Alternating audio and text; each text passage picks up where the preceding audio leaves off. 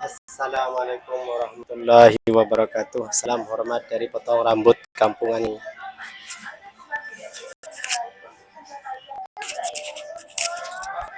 Ini saya mau membuat konten lagi kawan.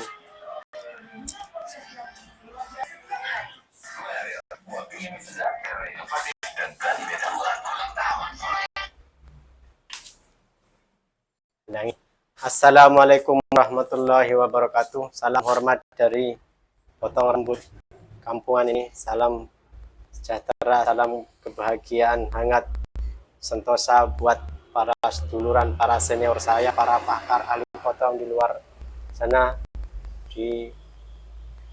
dimanapun Anda berada. Salam hormat dari saya. Ini saya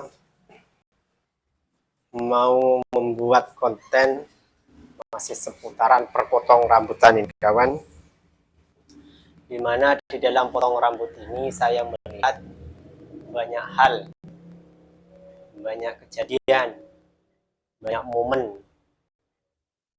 banyak cerita yang harus kita kupas satu persatu ini. Menurut saya yang hanya seorang potong rambut kampungan. Tapi kalau di luaran sana ya saya belum tahu, karena bukan kehidupan saya di luaran sana, terutama di perkotaan itu.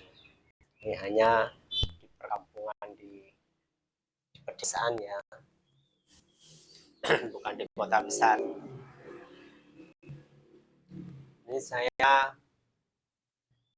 punya suatu cerita ya, di mana saya pernah memotong pelanggan baru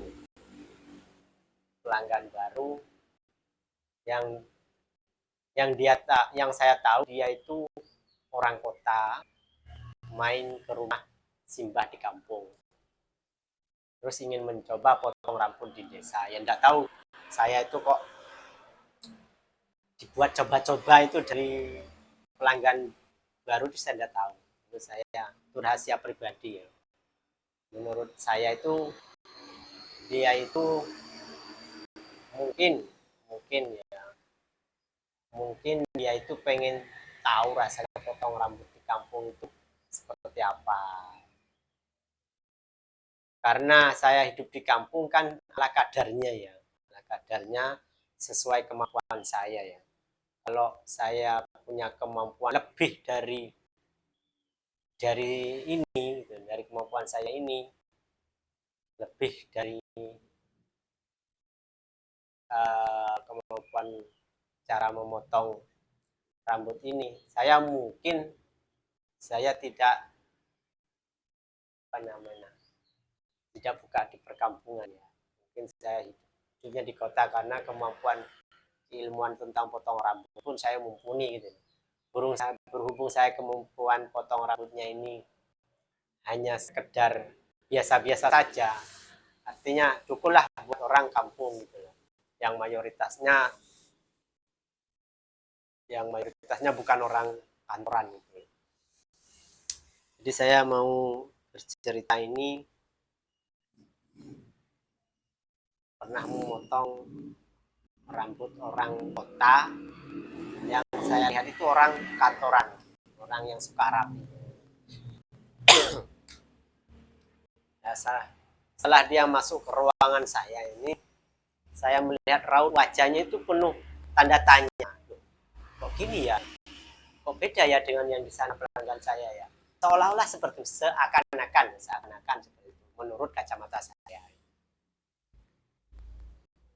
Kok kayak gini ya? Kok beda dengan itu ya? Jangan-jangan ini bisa motong dia. Seolah-olah ada keraguan di sana itu. Ada keraguan dalam benaknya. Dia itu ada keraguan. Wah, ini bisa motong enggak ya? Ini saya harus mengantri apa pulang aja ya? Seolah-olah seperti itu. Nah, dia memaksakan diri, akhirnya duduk di kursi kesederhanaan, bahkan kurang layak lah menurut para teman-teman ya. Tapi inilah saya yang hanya keterbatasan modal. Nah, setelah dia duduk, benar kataku tadi, benar kataku tadi, benar pandangan saya. Dia tuh disenggol sedikit dari, kan saya biasa motong dari samping kiri ya, biasa motong itu. Dia itu nolehnya ke kanan, seolah-olah dia mau mengecek bener ini cara kerjanya. Oke lah, saya dorong pelan dengan halus, dia berdiri lagi, menghadap depan lagi, senggol lagi, akhirnya begini lagi. Itulah orang yang punya keraguan menurut saya, menurut kacamata saya. Tapi saya tidak putus asa, tetap saya dengan sabar, dengan telaten saya potong, walaupun agak sedikit miring juga badan saya karena mengejar mukanya. Oke lah, saya kejar mukanya sampai dia selesai sebelah kiri. Nah, setelah melihat kirinya ini, timbullah rasa, wah ini cukup, ini pas, ini halus ya. Nah, setelah sebelah kanan, dia sudah agak mendingan, nggak terlalu nengok ke kiri. Dia agak sekedar gini aja. Jadi setengah, noleh cuma sedikit.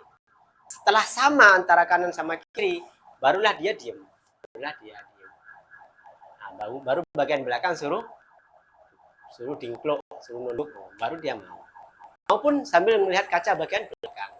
Itulah orang yang baru. Setelah saya selesaikan sebelah samping, sampai saya selesaikan, baru bagian atas. Nah, baru bagian atas itu baru saya melihat kenyamanan situ, di kepalanya itu. Nyaman, memotong, bentar ya, oke, curhat sedikit. Ya. Akhirnya saya potong sebagian atas, dan biasanya tenang saya, udah mulai tenang, baru selesai, dan dia mengaca terus mengaca, dan merasa pas gitu, merasa pas, dari konten kamera. Bentar ya, karena saya motong samping, belakang, samping, baru atas, dan melihat rapi, nah barulah dia tenang. Nah, setelah tenang, nah disitulah saya yakin kalau ini orang cocok, baru dia diem. Nah, udah dulu ya kawan ya. Assalamualaikum warahmatullahi wabarakatuh. Ini soalnya ada pelanggan datang. Mohon maaf kalau penjelasan saya kurang memuaskan.